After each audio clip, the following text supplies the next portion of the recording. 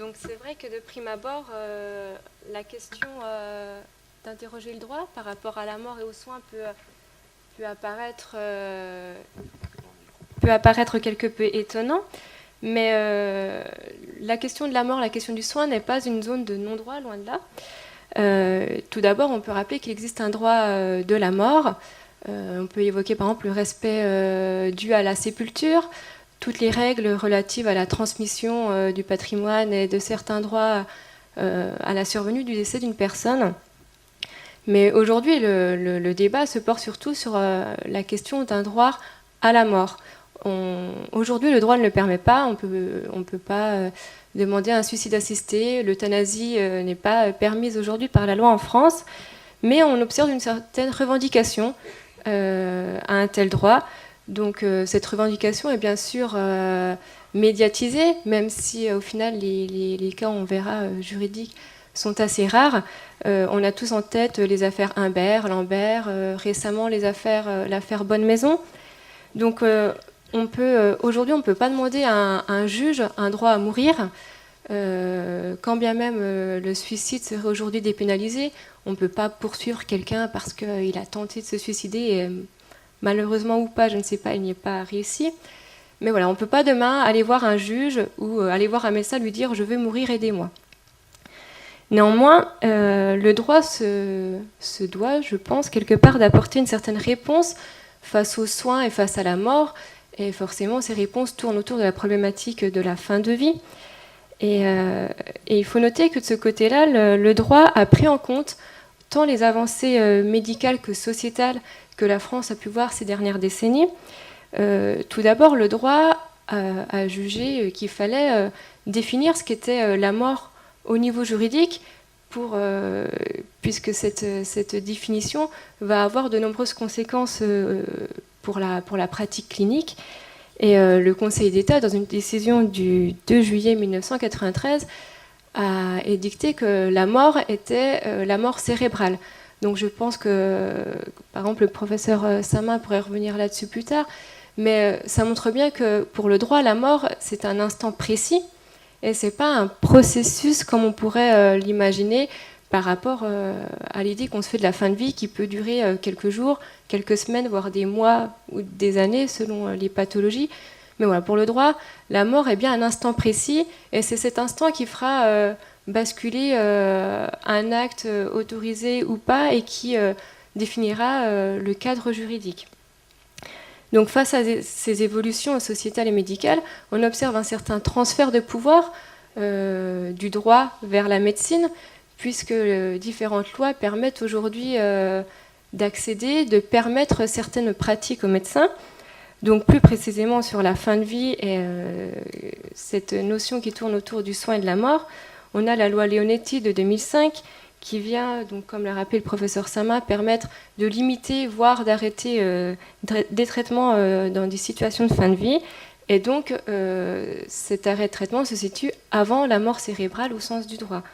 Cette loi fait également état de l'obstination déraisonnable avec l'arrêt des traitements lorsque ce soin apparaît comme un acharnement thérapeutique sur la personne et qui ne permet au final qu'un maintien artificiel de la vie. Et puis cette loi met vraiment en place la procédure collégiale où on essaie de mettre en avant la discussion et la réflexion pour essayer de définir la décision la plus juste.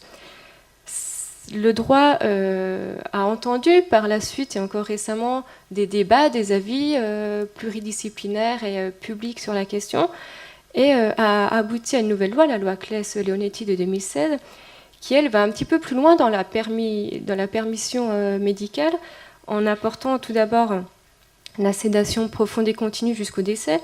Donc bien sûr sous des conditions strictes pour ne pas permettre un acte dans tous les sens.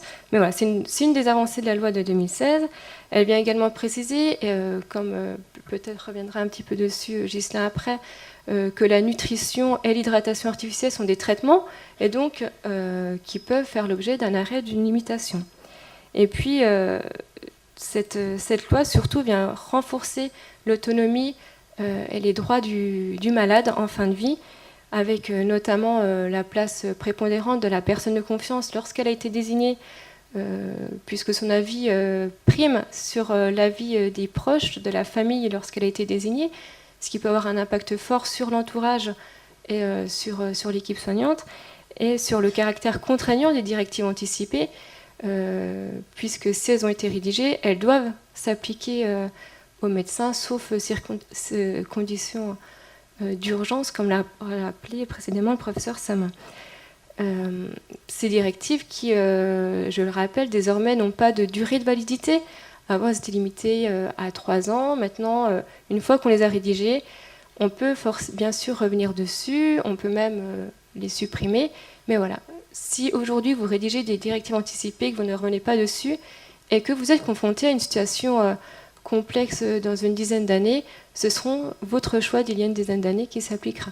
Donc ça pose aussi une première ambivalence et une première limite face aux soins et la mort par rapport au droit.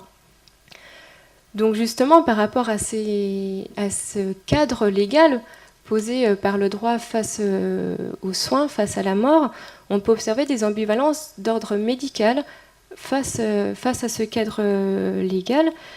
Donc il faut rappeler qu'au niveau européen, la Cour européenne des droits de l'homme, dans un arrêt qui se nomme Preti contre Royaume-Uni de 2002, elle rappelle que chacun peut choisir sa fin de vie.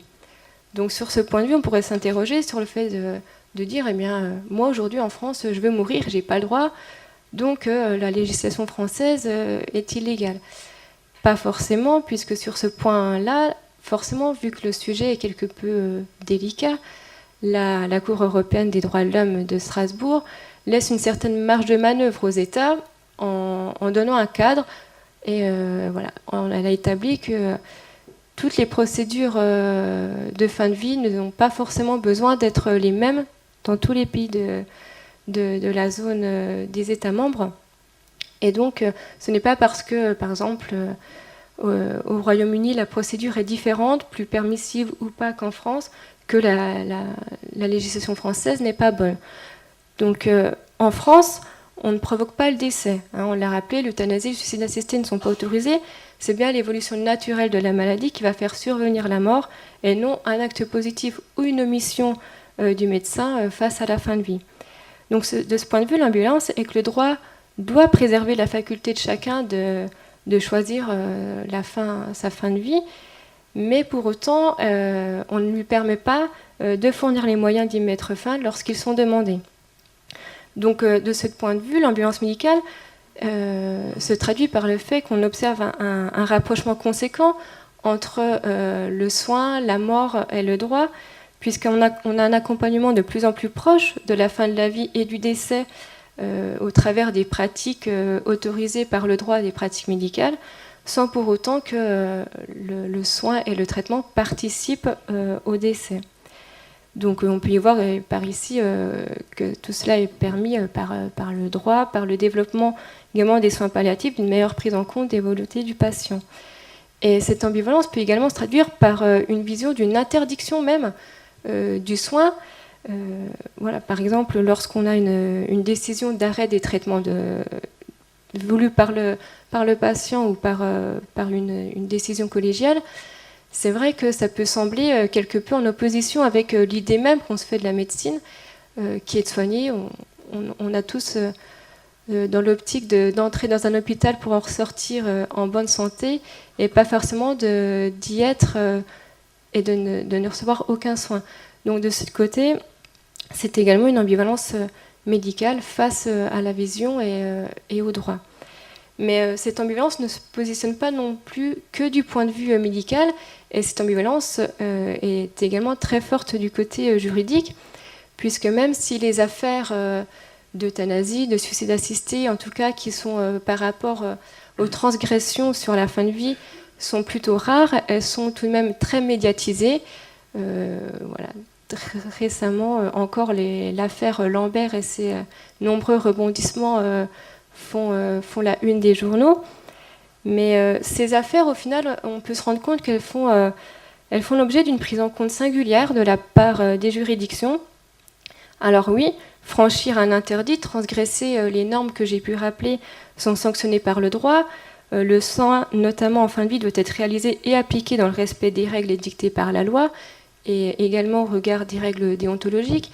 À titre d'exemple, et encore par exemple dans l'affaire Lambert, on a de nombreux rebondissements parce qu'on remet toujours en cause l'application des règles et notamment ici des procédures collégiales.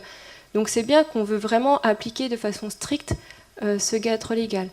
Mais néanmoins, lorsqu'il est franchi et que des cas d'euthanasie, ou en tout cas de suspicion d'euthanasie, sont portés devant les cours, par exemple avec l'affaire Imbert, où la mère et le médecin étaient poursuivis donc, pour avoir aidé activement Vincent Imbert à mourir, ou dans l'affaire Bonne Maison plus récemment, on observe tout de même une certaine prise en compte par les juridictions de toutes ces considérations autres que légales, parce qu'au final, on observe des peines symboliques, voire aucune poursuite.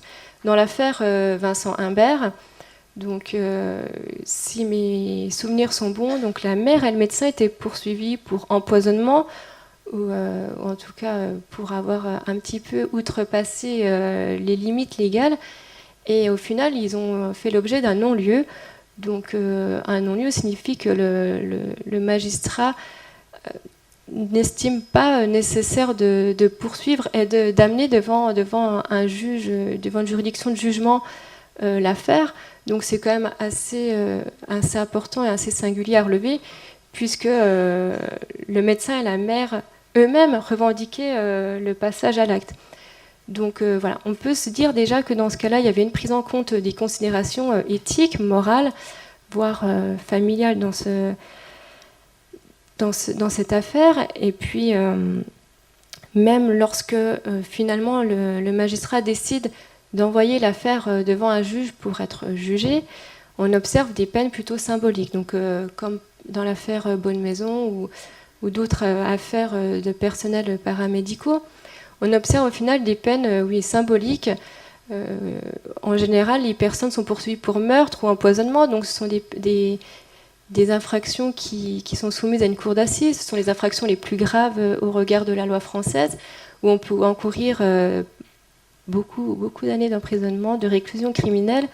Et au final, les personnes ne se voient prononcer qu'une peine de quelques mois d'emprisonnement avec sursis, ce qui est finalement peu au regard de la peine encourue au départ lorsqu'on encourt 30 ans de réclusion criminelle, voire la perpétuité. Donc on peut voir qu'à travers les pouvoirs du juge, autant sur l'opportunité des poursuites comme sur la personnalisation et la divulgation des peines, qui sont des pouvoirs entre les mains du juge pour personnaliser justement la peine et prendre en compte certaines considérations, que les questions de soins, de mort, de fin de vie sont prises en compte par le juge, et qu'on peut voir une certaine forme quelque part d'acceptation de la transgression, en tout cas de sa prise en compte par le droit. Et je pense m'arrêter là pour la suite des débats.